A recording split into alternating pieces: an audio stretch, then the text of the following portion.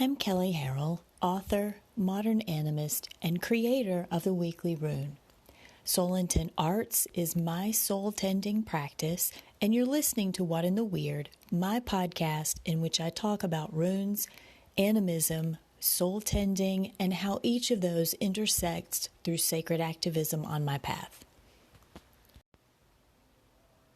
The Weekly Rune is out, and if you're not sure what it is, it's a runecast that I've done for years focused on the runic calendar and the current half-month rune.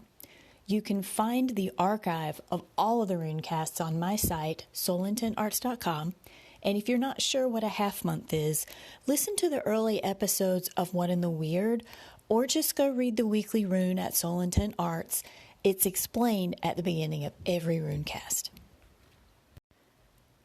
I want to thank all of my Patreon supporters who make the sharing of my rune work through the runecast and this podcast possible with their financial support. If you'd like to support the Weekly Rune, you get access to the full runecast, no ads, more details on the runecast, weekly prompts for engaging the half-month rune in your personal work, and a Galder recording for how to work with the Weekly Runecast through chanting. You can contribute as little or as much as you'd like, and the rewards scale according to what you'd like to receive. And if you don't want any rewards, you just want to show your support, you're welcome to do that. Go to patreon.com and search for the Weekly Rune. You can also subscribe to the free version of the Weekly Rune by going to soulintentarts.com. And thank you so much for doing that. This week we transition into the third aett, which we learned in the last episode is a pretty big deal. We left the second aett feeling out our role in divinity, and we come into the third aett humbled.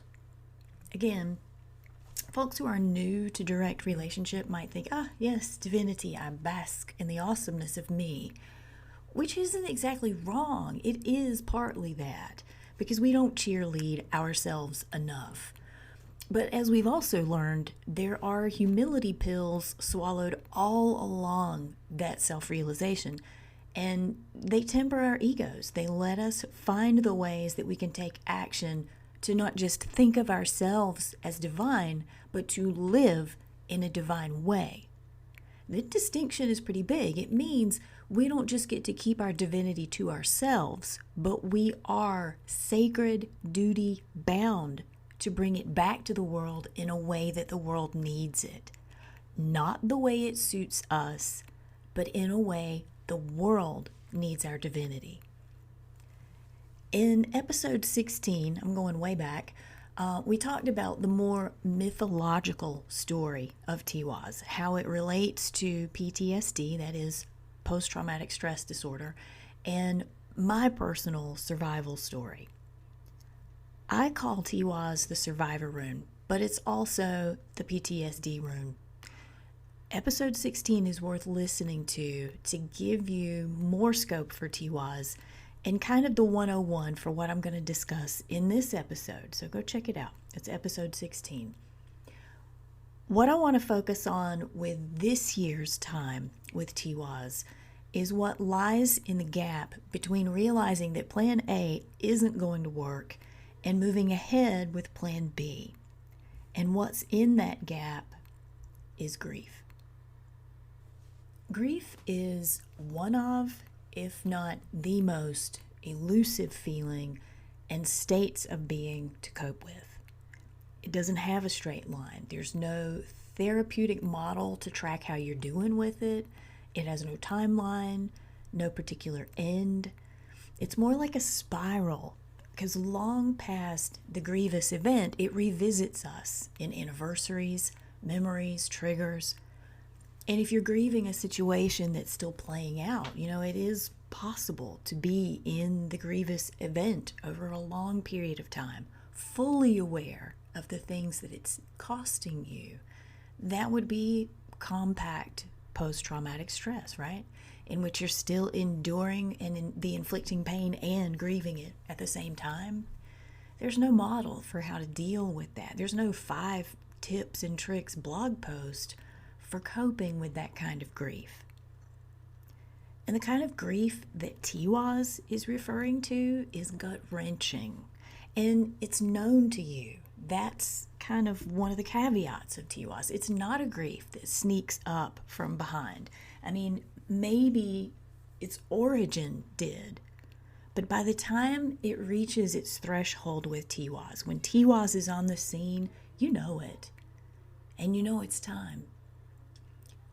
When we become paralyzed in grief, which is what the narrative of Tiwaz touches on, that gap, that grief, becomes post-traumatic stress or compact post-traumatic stress. And those, in soul language, are soul loss. In a shamanic perspective, the soul isn't this one lump unit. It's a collective of infinite components that come and go and engage in all things all the time. The question is how conscious we are at an earthly level, or how much we can allow ourselves to be aware of that engagement. And part of that engagement comes in the form of soul parts wandering out to learn and connect so that we widen our awareness and grow.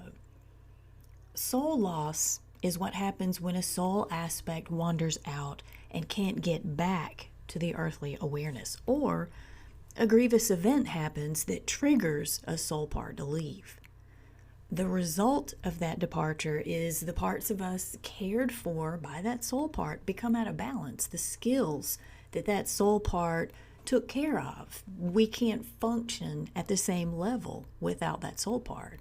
So it isn't that a soul part is lost in the way that your car keys are, although I guess we could argue that one way or the other. The thing is, reasons that soul aspects leave could be something like puberty. I mean, that's pretty damn traumatic. And, if we're here, it happened. The end of a relationship, it could be illness, surgery, the death of a loved one, or personal injury. But regardless of the originating experience, the lack of these soul parts leaves us with less skills, less motivation, in some cases even less desire for life. Or even maybe whole memories are gone. We may become physically ill. There are very real life, tactile ways that soul loss manifests in our everyday. And it shows up in these different expressions of grief. Why tie all of this together? Why bring up soul loss if grief is something we can't control? Part of our experience of the runic calendar is these gorgeous, short half months with each rune every year, giving us the opportunity to brush up on a particular skill set. And the skills of Tiwaz are those of survival, and survival is about processing grief. Any form of survival is about processing grief. It's not about being stuck in the wound. So I challenge you over the next couple of weeks to examine where you are stuck in life and puzzle out what resources are needed to get you unstuck. It may not be a soul retrieval. It may be something more mundane, like taking a class to get some information that you need or to help you get to a place you need to be in your life. It could be seeking support on some personal matter or just cleaning your house. Maybe that's been getting on your nerves. All of these things are life force. The tasks, the doing of them, they're all life force. Changing the way you do them, the way you engage them, changes your life and that of the people around you. But, maybe it is soul retrieval. Maybe that is something that calls to you. Feel free to write to me and ask how I work with that and if that's something that we might be able to work together on. My point is there are resources. And the time to brush up on them isn't when you're in the gap. I mean, you can do that. I'm not discouraging you from getting help if you're grieving now. It's harder to do that when you're in the middle of it. It's hard to ask for help when you're in the middle of it. But I'm here. People are here in your life. Reach for the support that you need. And what I'm saying is that the arrival of Tiwaz in the calendar is your rune day planner note to learn the skills to foster your divinity. Don't just be aware of it. You have to grow it. You have to tend it. You have to feed it. so that when there are grievous events, you have that divinity to stand on. You have an awareness of Plan B, and that there are supportive folks around you to help you whip it out.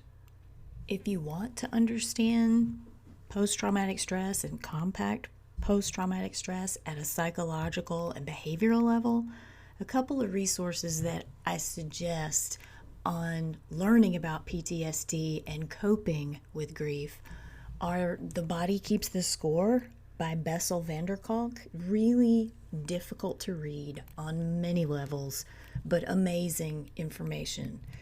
And perhaps something that can help point you in the right direction of resources for yourself. Another is the work of Pixie Lighthorse. Yes, I did just say Pixie Lighthorse, which her work is grounded in rich spiritual support and how grief really works and looks as part of divinity in every day. Find your resources. Take care of yourself. I'm here. Thank you for being there. Let's do this. That's it for this episode. If you have questions or insights about working the runes in season, or you just need a cheerleader, feel free to email me at Kelley@soulintonarts.com, or you can call in through the Anchor app, which is how I record What in the Weird, and you can download Anchor on Android or iPhone. Also, check out earlier episodes by downloading them from Google Play or iTunes and all those other platforms for podcasts. If you get a chance, check out Everyday Animism, which I co-host with a couple of other lovely ladies, Brandis Schnabel and Janet Roper, which is also on Anchor. And other podcasts you may enjoy are Around Grandfather Fire, hosted by James Stovall and Sarenth Odinson, and Why Shamanism Now, hosted by Christina Pratt.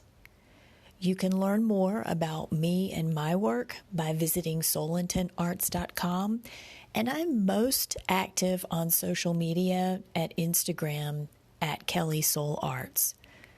I'm Kelley, and this has been What in the Weird.